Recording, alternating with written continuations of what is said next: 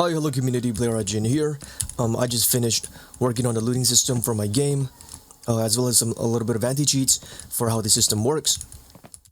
As you can see, the looting system in my game, the items, specifically the weapons, are no longer just red blocks. I've actually added some 3D models for each corresponding gun. Now you may notice why the main body of the gun is colored red. Now in my game I have something called the bolt catch, which is, a mechanism in real guns that basically tells you if the gun is used or not.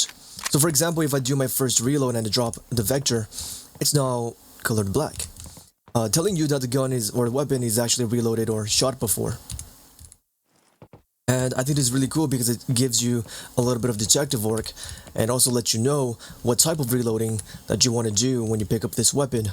For example, even though you can obviously tell that there's not a magazine, you can actually remove the magazine in my game, right? So I remove the magazine, I cancel, and I drop it. Now you have two vectors that doesn't have a magazine, but you know the black one is used, right? You know that your first reload with this weapon is going to be a normal reload. Oh, right? Because you can tell that it's not red. But the red one, you're gonna immediately notice or realize that you're gonna have to pull the charging handle when you reload this on your first reload. So for example, if I pick up some bullets and I press R, right, I pull the charging handle backwards because this is my first reload, and when I drop it, it's now fully black. Really cool. I just know the feature I did with the looting system. So some weapons, such as the bolt action sniper and the pump action shotgun, there is a manual action, right? For every time you shoot, you have to manually load the next bullet. So for example, if I reload the shotgun and I shoot once, I throw the weapon before I pump it, you're going to notice that the pump action is actually yellow, indicating that when you pick up this weapon or your first equip animation, it's going to be a pump. And then when you no longer have to pump, it is black, right? And if I cancel the animation,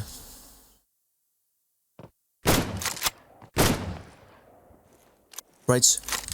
Cancel the animation like so, and then drop it again before it finishes pumping, it's gonna be yellow.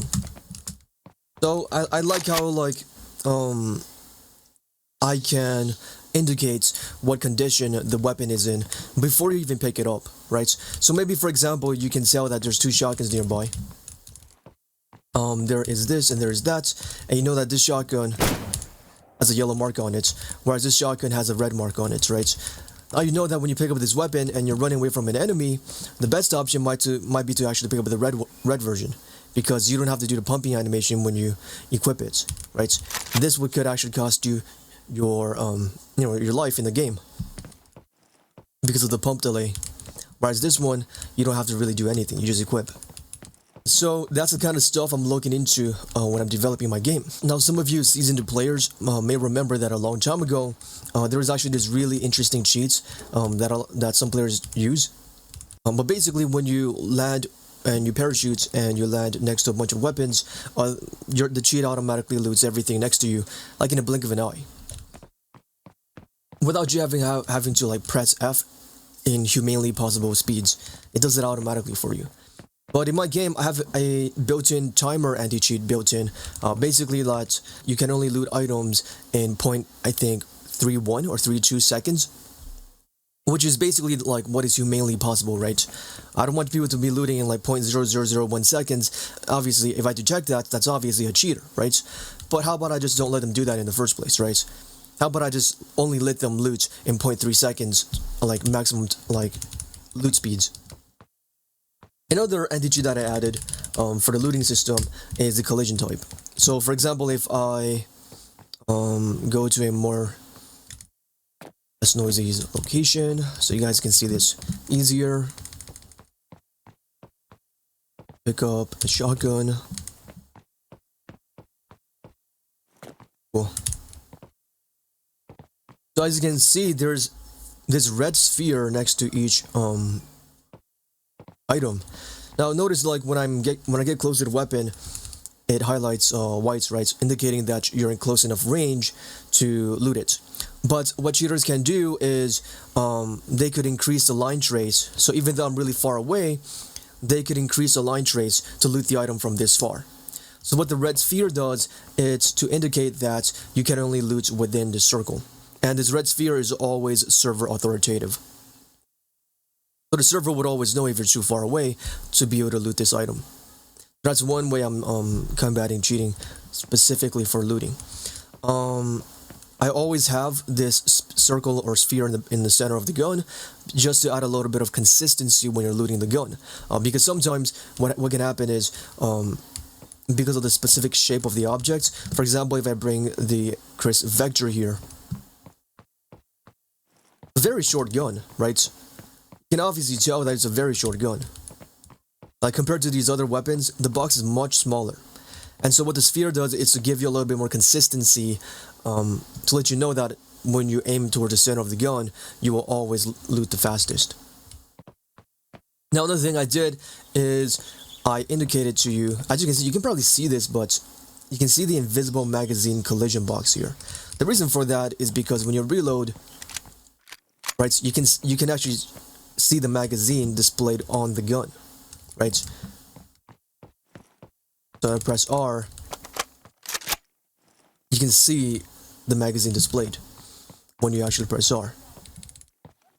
So there's three weapon conditions that I have that looting tells you, right? There's if the bolt catch is locked, indicating whether to put the charging handle backwards. You can see if the magazine is on the weapon or not, knowing that if it's used or if what type of reload that you have to do, if you have to engage a bolt catch, if it's an empty reload, if it's just you having to put in the magazine, that's it. Or if it's a regular magazine tactical reload. Another thing I did, of course, I've already shown this earlier, is the pump action, right? I want to let players know whether they have to do the bolt action or pump action when they use the weapon. So, for example, you know, the bolt action also has this, but I don't have the animations for the bolt action sniper rifle like in yet. But the looting logic is still there. So if I press R and you look at bottom right, you're gonna see bolt action 3.2 seconds, and when it's done reloading and I drop it, you know, it's there, it's green, the body's green.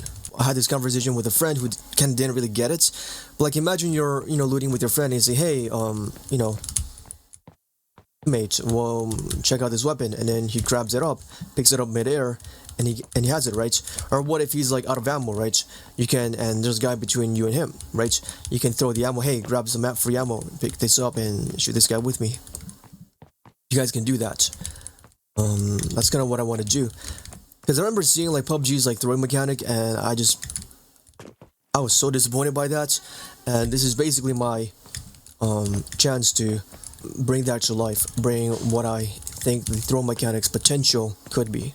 It's not like a CS or Valorant throw mechanic, where these games are typically small map games and you pretty much almost never use a throw mechanic anyways. But in Battle Royales, where looting is such a big deal, where looting is such a big part of the game, you're going to be using a throw mechanic, I believe, quite a lot. Specifically for helping your teammates loot faster, passing weapons to your teammates, passing ammo to your teammates, that kind of stuff.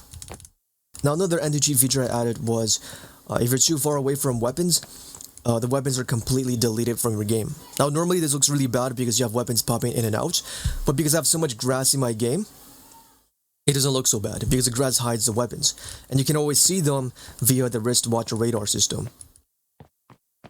As a combination of art direction, which, you know, art direction meaning grass everywhere, and a combination of this anti-cheat system, meaning I hard delete weapons from the game if you're too far away from them, this should like minimize a lot of looting cheats.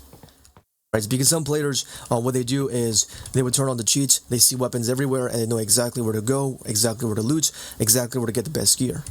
But in this case, if you're too far away, you can never see them anyways. You have to, so it's a trade-off, right? But I am technically giving you like the ability to see stuff through grass, which is in itself technically a wall hack. Now after today, I'm gonna add some of my AWM animations, but my grenade 3D models are currently in the works. If I can show you some art that I have, some concept art. So if you look here, we have the smoke grenade.